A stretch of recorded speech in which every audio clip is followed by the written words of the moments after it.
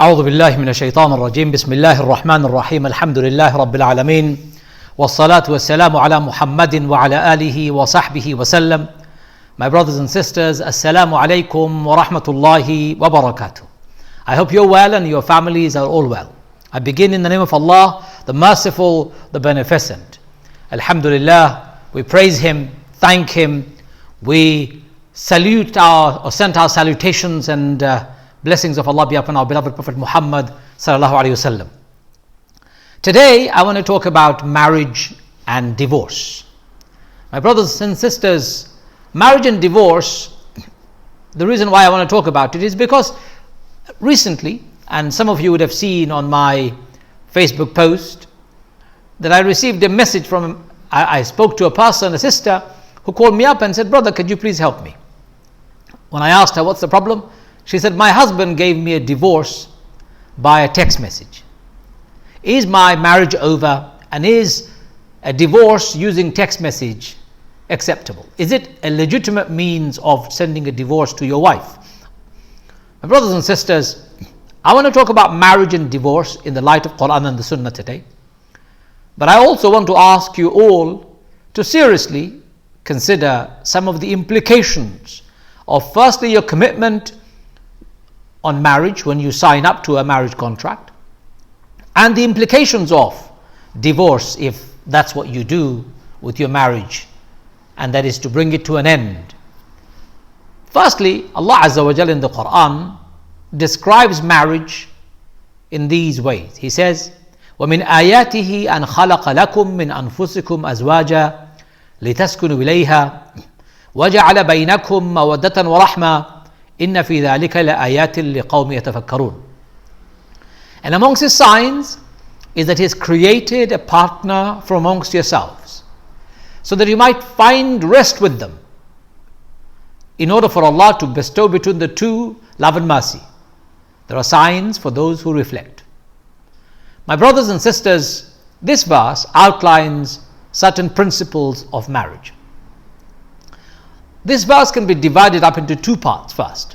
First part is Allah's responsibility, and second part is human responsibility. Allah says very clearly in the first part that if you recognize me as your servant, if you recognize as a servant me as your creator, the correct way to put it, and if you recognize that I've created you, وَمِنْ آيَاتِهِ أَنْ خَلَقَ لَكُمْ مِنْ أَنفُسِكُمْ أَزْوَاجًا. Firstly, أَنْ خَلَقَ لَكُمْ. Allah has created all of us, recognizing that. And then He says, from one single entity, He has created our partner.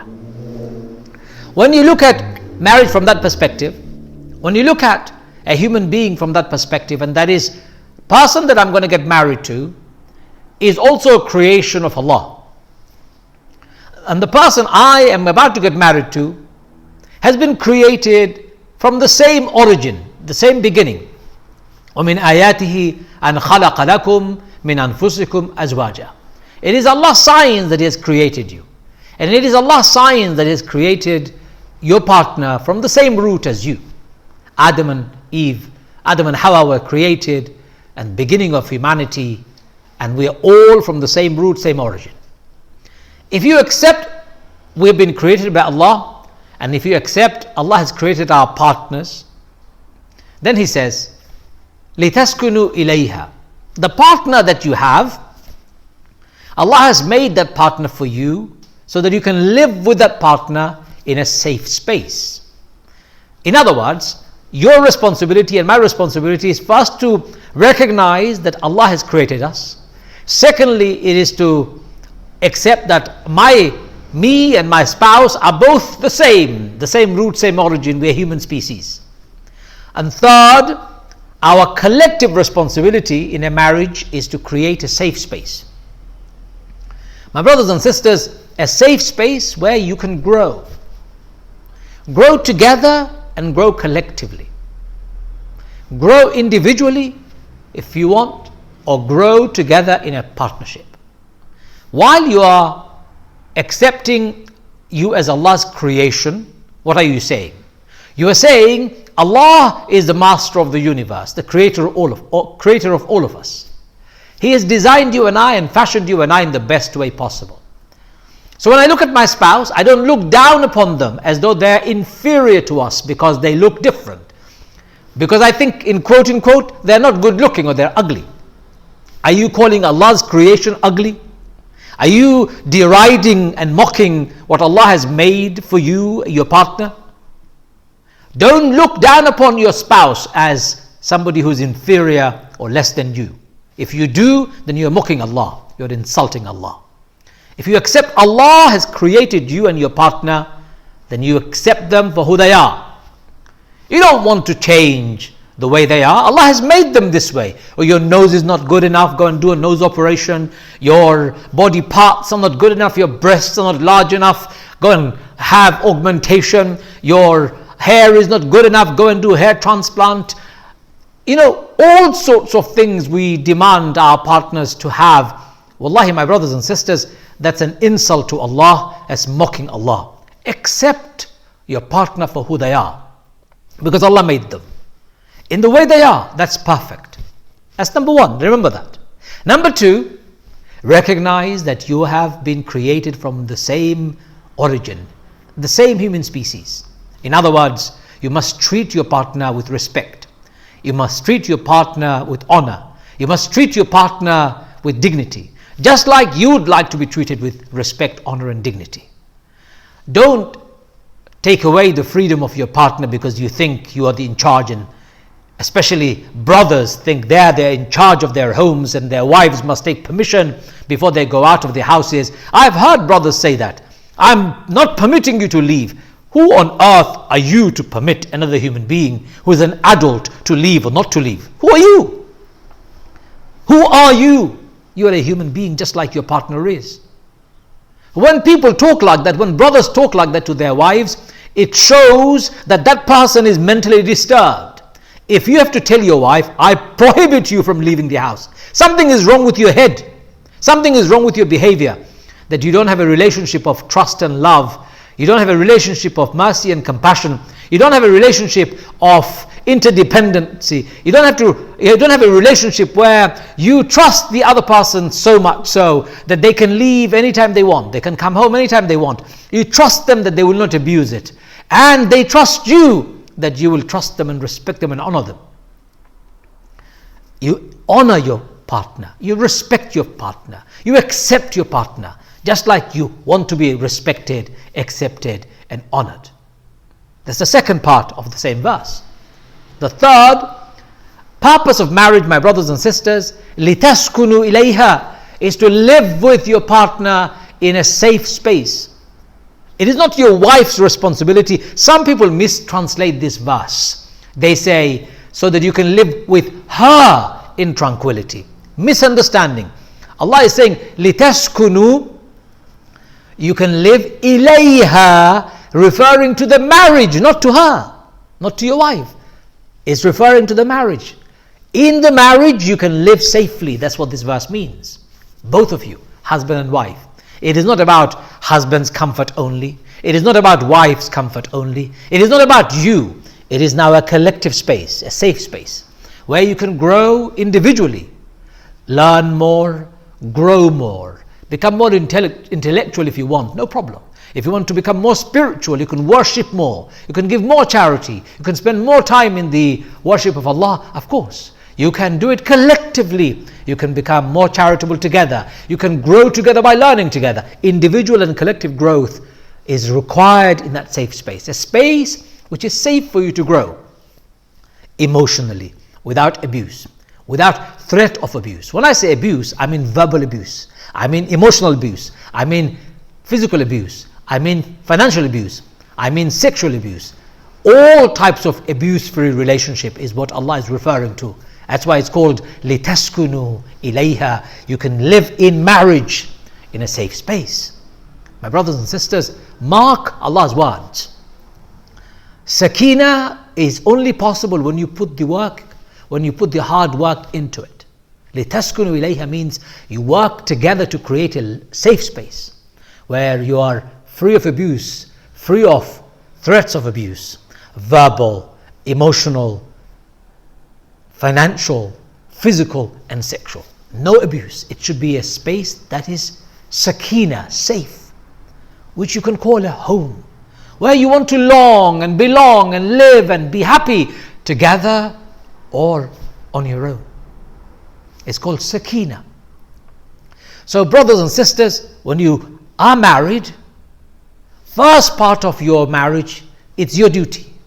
Recognize Allah has created your partner, honor your partner, respect your partner, dignify your partner.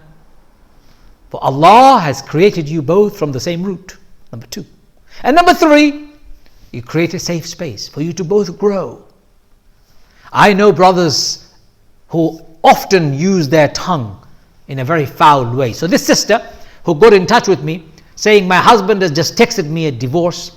What's wrong with you, my brother? Why are you such a coward that you're sending a divorce note to your wife using a text message? Why are you such a coward? Yes, I'm calling brothers who text their wives or WhatsApp their wives saying, I'm going to divorce you. I'm calling you cowards. Because a true devout servant of Allah, the one who is truly servant of Allah, the most kind, the most compassionate, would never do that to another servant of Allah, who Allah has created, who Allah has honored, who Allah has dignified. You would never do that in a relationship called marriage. You would not send a text message to notify your wife that you're going to divorce them. That's abuse. Cowardly. That's abuse, my brothers and sisters. Don't abuse what Allah has given you. Allah has given the right for a man to say, I divorce you, and start the divorce proceeding should not be taken lightly. Men who divorce their wives out of anger, out of becoming out of control because they can't control their rage anymore, such men need anger management. They need therapy. They need help and support. Sisters, don't put up with such mental illnesses if your husband is suffering from. Suggest to your husband to go and seek help for their mental illnesses. Seek support through counseling, through therapy. But you should not become the punch bag or a weapon, because some brothers weaponize the power Allah has given them, called the power to divorce. Don't weaponize it. If you do, you'll be in big trouble on the day of judgment. And of course, you'll be in big trouble on this earth. And sisters, the same applies to you. If you don't mean to ask for a divorce, don't say to your husband, divorce me now, divorce me now. Never use the word divorce unless you mean it. Never use the word unless you mean it. Whether you're a man or a woman, it doesn't matter. Never say, I want to divorce you, or never say, divorce me, if you don't mean it. And if you mean it, that's when you say it. And if you say it, remember, there is consequence. When you create a sakina, my brothers and sisters, sakina is a space where you're not being judged. There is no prejudice. There is no fear. There is no threat. You can be who you are. Of course, you and your husband and you, as a wife, husband and wife in a team, together with your children and any other members of the family, you can live together in harmony. You must abide by the principles of Allah. That's a given. But in your marital relationship, there should be no threat, no abuse, and there should be no space where there is prejudice. It's called sakina. Create sakina in your marriage. Peace and tranquility is a byproduct, but your responsibility is to create the safe space. Are you feeling your marriage as a safe space? Do you feel emotionally safe with your spouse? Do you feel physically safe with your spouse? Do you feel financially safe with your spouse? Do you feel sexually safe with your spouse? Do you feel spiritually safe with your spouse? Do you feel safe with your spouse? Is your relationship safe? If it's not safe, then you have not fulfilled the purpose of marriage, لِتَسْكُنُوا إِلَيْهَا, so that you can live with them through tranquility and peace in a safe space. My brothers and sisters, in an Islamic marriage, in a Muslim marriage, in a devout servant of Allah's marriage, there is no room for abuse. You don't tell your wife, you don't tell your husband that they're not good enough. No. You don't tell your wife or your husband that their parents are not good enough. You don't insult your in-laws. It's unsafe to insult your in-laws. By insulting your in-laws, you're insulting your spouse. I know one couple where the husband told his wife, your parents are not welcome to my house. In fact, I'm banning them.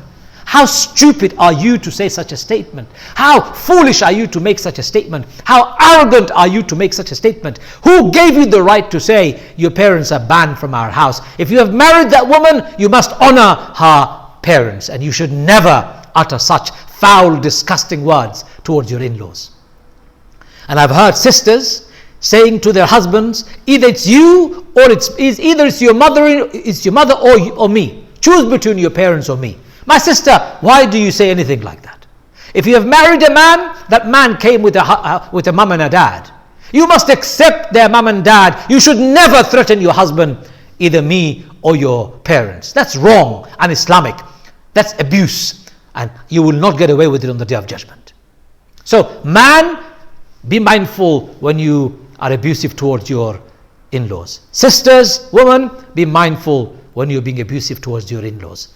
It takes away the safe space that Quran requires all of us to create. Allah says, لِتَسْكُنُوا إِلَيْهَا, so that you can live with each other in a safe space, in tranquility and peace. And when you're threatening your in-laws, when you're abusing your in-laws, when you're blackmailing your partner using your in-laws, it's not a safe space.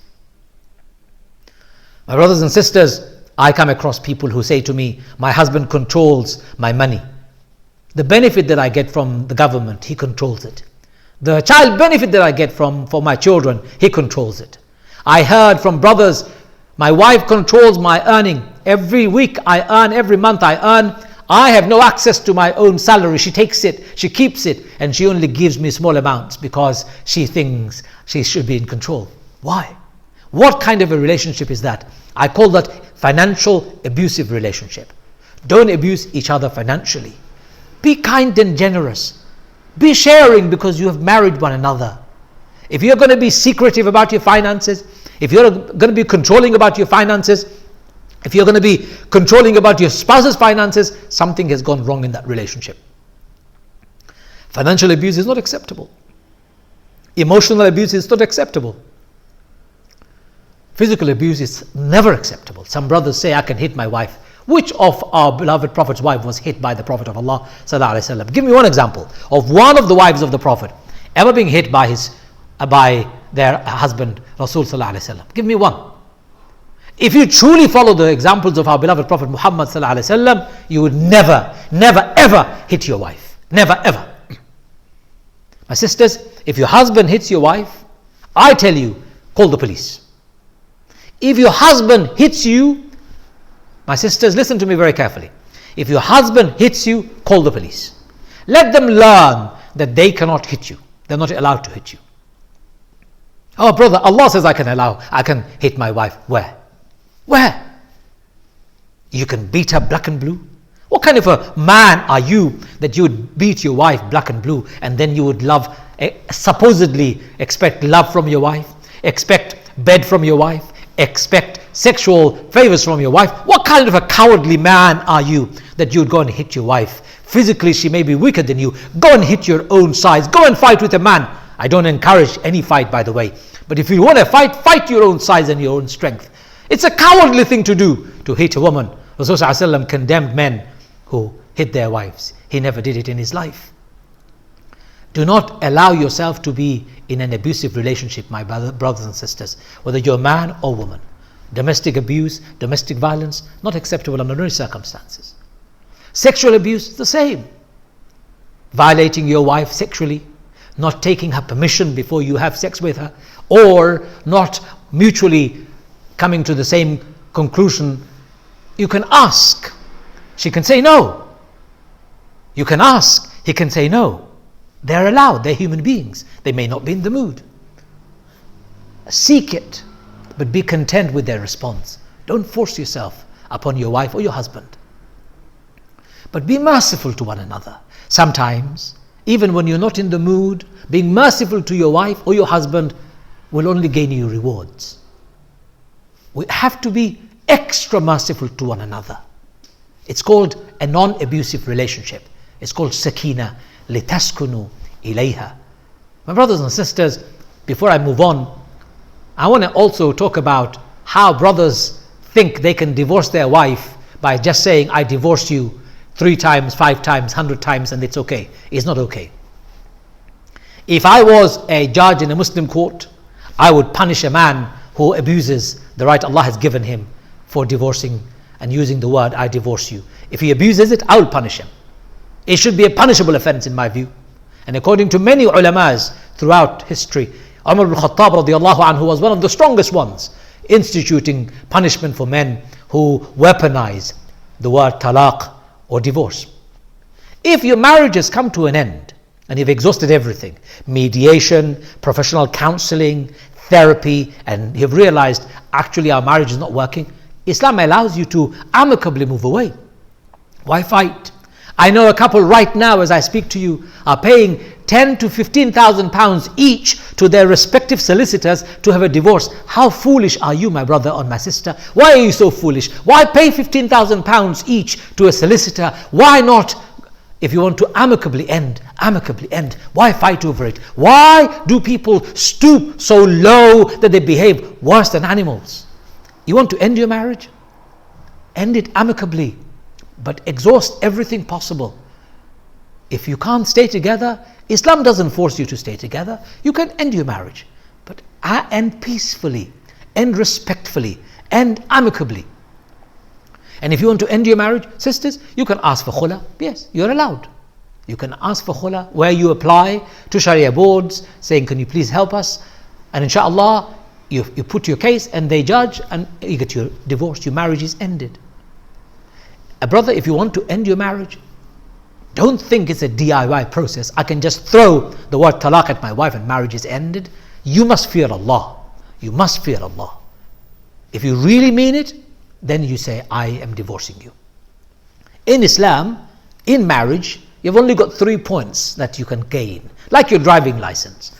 If you have a driving license, once all 12 points are exhausted, your driving license is revoked. You cannot have a driving license. You have to take a test again. Similarly, in a marriage, Allah gives you 3 points. If you say to your wife, I divorce you once, that's 1 point gone. You can't take it back. 1 point gone. Few months later, few years later, you say to your wife, I want to divorce you. Another point gone. You can't take it back. You have got only 3 points. 2 gone, 1 left. Next time when you say, I divorce you, your marriage is over. Your marriage is over. If you say, I divorce you 3 times at one go, first question is, why did you do that? Why are you so mean, so callous, so heartless, so rude, so crude that you would use such a weapon? I divorce you 3 times in one go. Why would you do that unless you mean it? Men who do that, they need to be punished. Don't do that. If you want to end your marriage amicably, just say to your wife, ideally in front of 2 witnesses and in writing, I wish to divorce, I wish to end our marriage, and I'm giving you the first of the divorce, and stop. Don't say anymore. If after 3 months or 3 monthly periods for the woman, that's how you measure it, you have not reconciled, you have not come together and said, okay, we're going to stay together, we're going to give it another try, your marriage is naturally over. You can go in your own ways. If later on, a few months later, you decide that, oh, we made a huge mistake, and you're still single, and you want to come together, you do the nikah again, do the contract, and you can come back to marriage. However, if you give 3 divorces in one go, or if you exhausted all 3, your wife is haram for you. That's it, end of your relationship. She has to get married to somebody else naturally. She has to consummate that marriage naturally. She has to end that marriage naturally. Naturally, remember, not contrived, not set up, not staged. Only then, when she has gone through all of that process naturally and she's available, then you can marry her again. I've heard some people go out of their way to make halala. A man has given 3 divorces to his wife. She marries somebody just for the name of it. She consummates marriage just for the sake of it, and then he marries her again. He divorces her and marries her. This is haram, haram, haram. There is no halala in this whatsoever. It's nothing but haram. It is haram altogether. Never go down that route. And I know I'm being strong, but family in Islam is sacrosanct. No room for compromise in this. If you can't control your mouth, then you don't deserve to have the right to give your wife a divorce just by words. We should institute it. I believe when a man says, I wish to divorce you, this should be lodged in a Sharia council too. And only after the Sharia council has assessed it, it should be assessed whether it is correct or incorrect. DIY divorce doesn't work. DIY marriage doesn't work, and we must end this abuse so that our families can come together and live together and create a good relationship. So brothers and sisters, your duty is to create the right space called safe space, called sakina. Allah says in the Quran. Then He says, وَجَعَلَ بَيْنَكُمْ مَوَدَّةً وَرَحْمَةً. If you create the right space, the safe space called sakina, Allah takes it upon Himself. He says, it's my duty now. وَجَعَلَ بَيْنَكُمْ, I will put between the two, مَوَدَّةً وَرَحْمَةً, love and mercy. Love and mercy from Allah, مَوَدَّةً وَرَحْمَةً. Al-Wadud is Allah's name. He will give some of that to you and me if we create the right space. Rahmah, Allah's name is Ar-Rahman. He will give part of His Rahmah to us if we create the right space. My duty is to create the safe space. Allah's duty is to give me love and mercy. And if Allah gives me love and mercy, nobody can take it away from us. My brothers and sisters, Allah has given provisions for your marriage called love and mercy together. One without the other, a marriage cannot survive itself. Lot of love, not enough.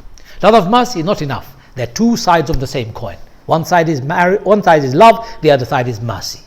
Without mercy, you cannot survive. Every morning you have to be merciful to your wife, to your husband. Every night when you're sleeping, your husband is snoring. Maybe you have to tolerate that, bear with it.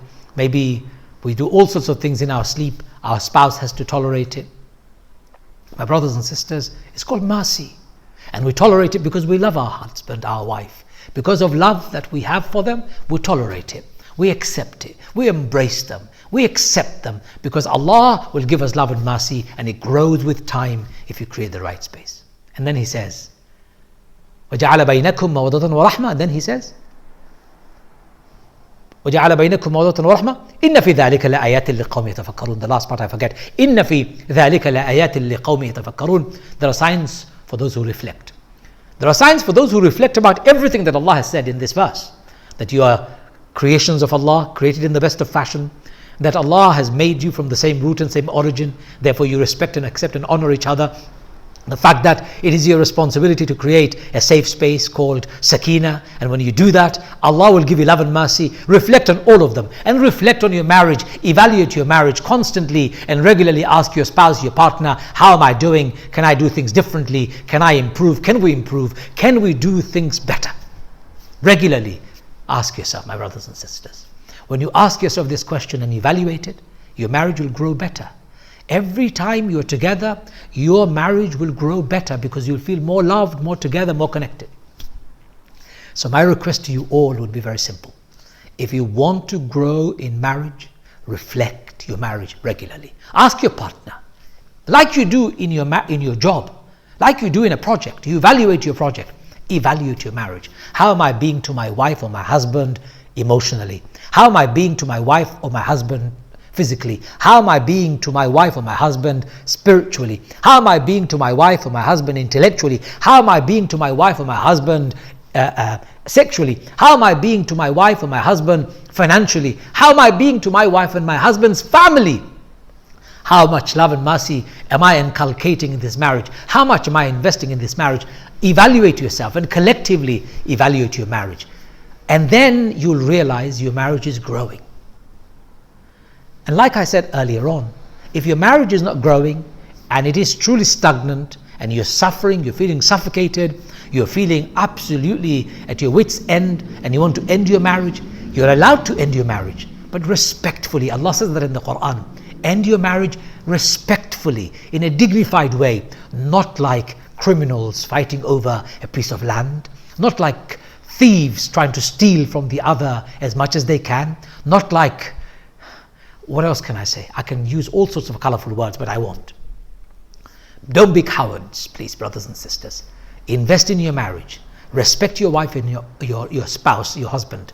If you want to end your marriage, end it amicably. Sit together, talk to one another, get your families together, have two witnesses, and end your marriage nicely and amicably. No need to fight over it. By fighting, you will not gain anything. You lose more brain cells, you lose more emotionally, you will have heart attack as a consequence, you will cause pain for everybody else.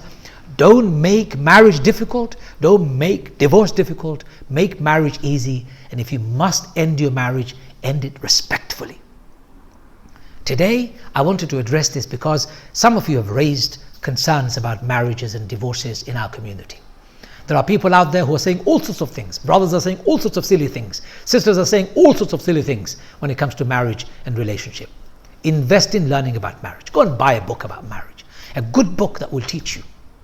I can advertise my book. I wrote a book called 10 Things You Should Know About Marriage. You can buy that from the Barefoot Institute's website. You can buy it from your local bookshop, I'm pretty certain.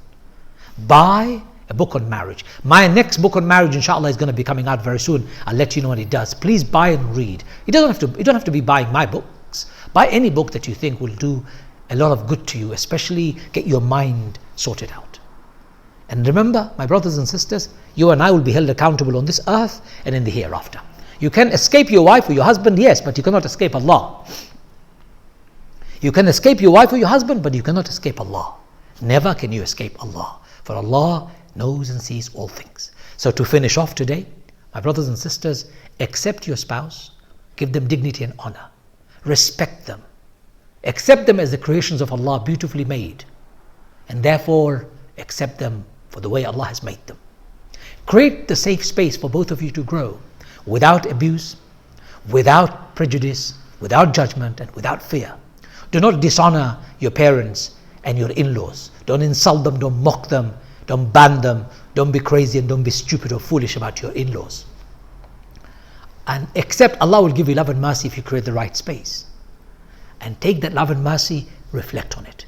Invest in your marriage, grow together. And if you can't live together and you want to end your marriage, end it amicably, mercifully, kindly, respectfully, and like two human beings with dignity and honor. May Allah bless us all. May Allah protect our families. Ya Arhamar Rahimin. Protect our families, Ya Allah. ربنا هب لنا من ازواجنا وذرياتنا قرة اعين واجعلنا للمتقين اماما. ربنا آتنا في الدنيا حسنة وفي الآخرة حسنة وقنا عذاب النار. ربنا آتنا في الدنيا حسنة وفي الآخرة حسنة وقنا عذاب النار. Ya Allah, protect our families, Ya Allah. Protect our spouses, Ya Allah.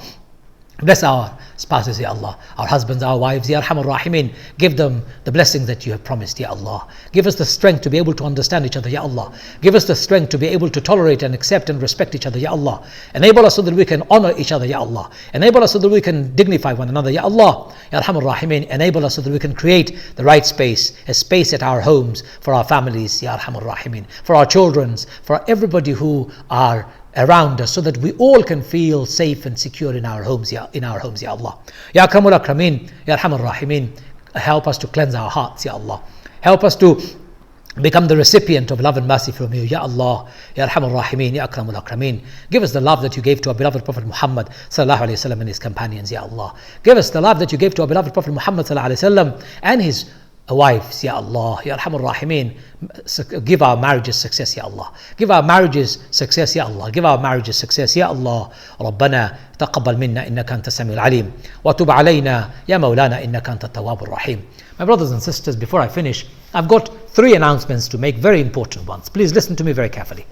This masjid where I'm standing right now is, of course, our beloved masjid, Whiteman Road Masjid.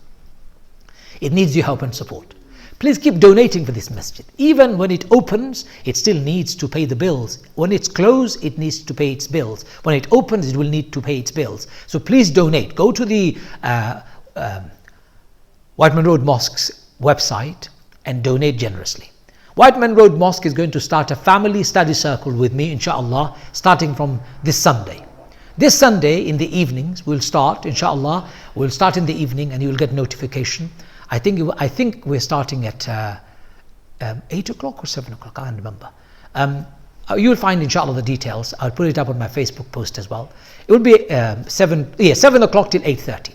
7 till 8:30 is our circle. It's called Family Study Circle every Sunday. 7 till 8:30. We're going to do 1.5 hours, but we're going to do an hour to... did I say 7 to 8:30? Yeah, let's do that, 7 to 8:30. That way, some people have preferred 8 to 9:30 because they would have had finished their dinner. I don't mind, but we'll give you the full notification of the exact timing very soon, inshallah. So remember, Whiteman Road Masjid is going to start a study circle. And again, donate to this masjid for the fact that they're going to organize study circles, and donate as much as you can, for the mosque is providing you amazing service. I'm going to relaunch my Quran study program, and you'll find notifications for it. And we're going to be doing a family program for husbands and wives struggling under COVID-19 on the 1st and the 2nd of August. That's going to be a course. And of course, Quran study is another course. We'll be letting you know. Keep your eyes open on my Facebook for further information. From me, my brothers and sisters, I am going to say Assalamu alaikum wa rahmatullahi wa barakatuh.